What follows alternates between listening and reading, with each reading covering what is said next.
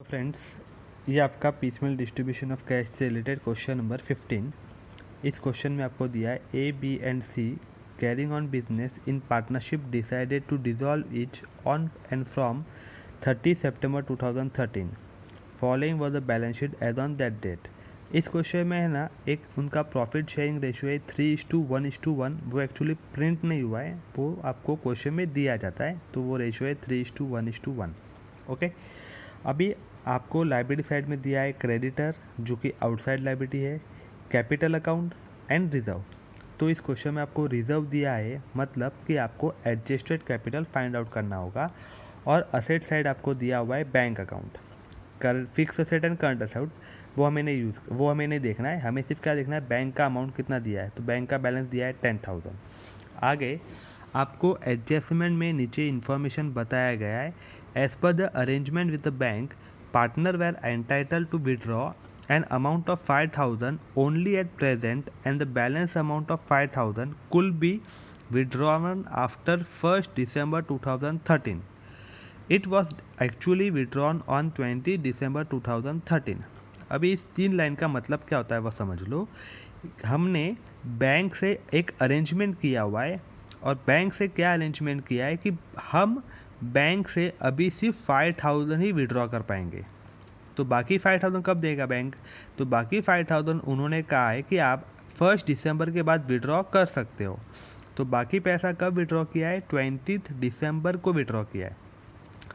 तो हमें क्या ध्यान रखना है कि हमारा जो कैश का बैलेंस है, बैंक का बैलेंस है ना 10,000, तो वो 10,000 हमें अभी नहीं मिलेगा। अभी मतलब स्टार्टिंग में आपको 10,000 नहीं मिलेगा, स्टार्टिंग में आपको सिर्फ कितना मिलेगा? 5,000 ही मिलेगा। और बाकी जो 5,000 है वो आपको दिसंबर में मिलेगा, मतलब कौन सा? 20 दिसंबर को मिलेगा।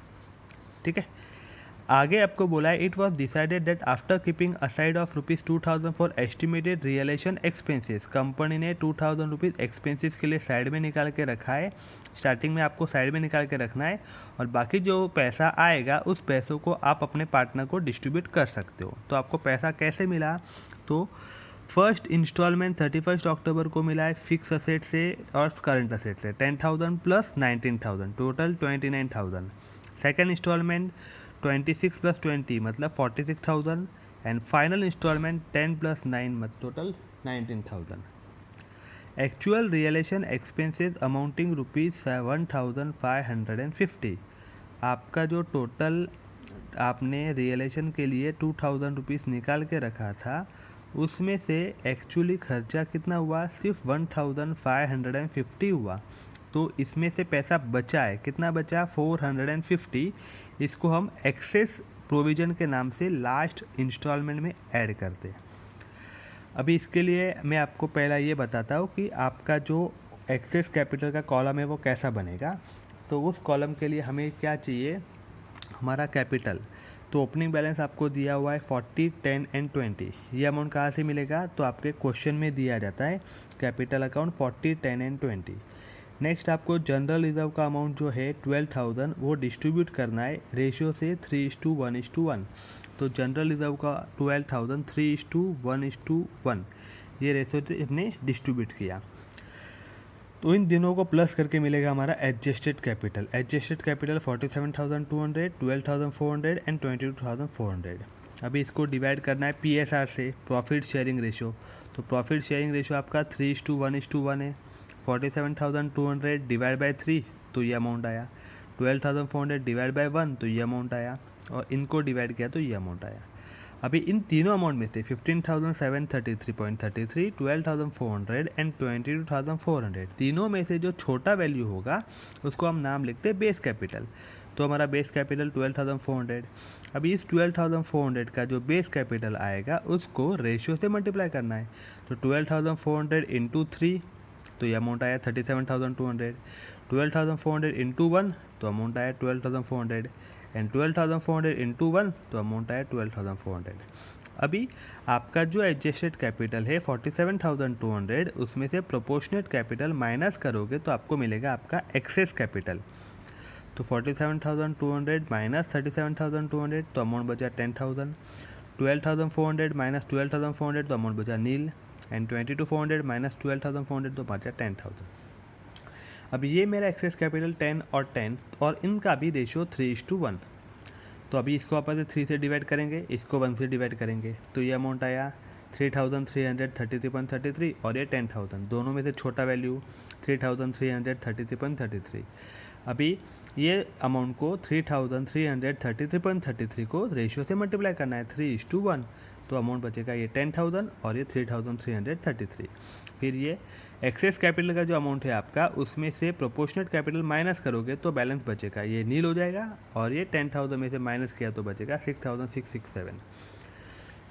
अभी आपका ऑर्डर ऑफ पेमेंट, तो ऑर्डर ऑफ पेमेंट में आप पहले क्या करेंगे, आपको रियलाइजेशन के लिए 2,000 रुपीज़ एक्सपेंसेस के लिए साइड में निकाल के रखना है। तो पहला आपको ऑर्डर ऑफ पेमेंट में आएगा पे फॉर रियलाइजेशन एक्सपेंसेस 2,000।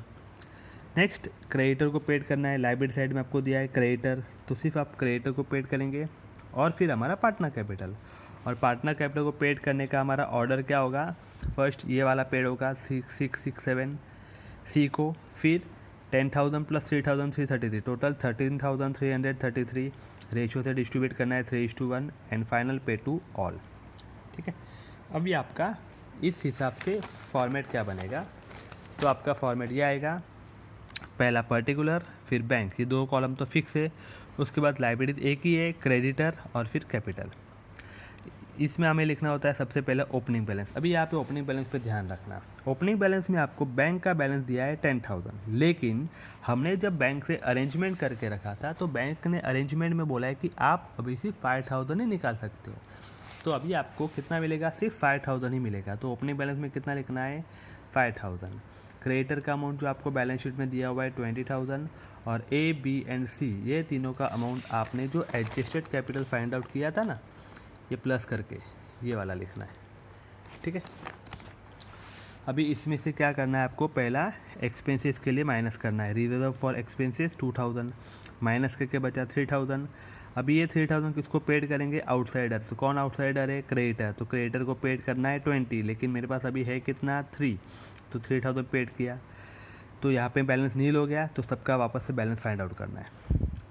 ठीक है, अभी आपका फर्स्ट रियलाइजेशन का अमाउंट कहाँ से मिलेगा, 10,000 प्लस 19,000, टोटल 29,000, तो आपका फर्स्ट रियलाइजेशन 29,000। इसमें से क्रेडिटर को पेड करना था 17, तो है मेरे पास 17, तो 17,000 पेड कर लिया। अभी बचा कितना मेरे पास 12,000। अभी इस 12,000 में से पहला किसको दूँ, कैपिटल में से सबसे पहले आपको देना है सी को कितना देना है 6,667, तो फर्स्ट पे टू सी को पेड किया 6,667, तो ये अमाउंट 6,667 सी को दे दिया। अभी नेक्स्ट पे कौन करना है, नेक्स्ट पे किसे करना है, तो नेक्स्ट पे करना है ए एंड सी को कितना देना है 13,333, लेकिन मेरे पास अभी है कितना, तो अभी मेरे पास है सिर्फ 5,333, तो मैं उतना ही दे सकता हूँ। तो 5,333 को 3:1 के रेशियो से डिस्ट्रीब्यूट किया, तो ये बैलेंस नील हो गया। तो अभी आपका सबको बैलेंस फाइंड आउट करेंगे। ठीक है, ये बैलेंस कैसे फाइंड करना है, इसमें से माइनस किया, इसमें से कुछ माइनस नहीं हुआ, इसमें से ये दोनों माइनस किए।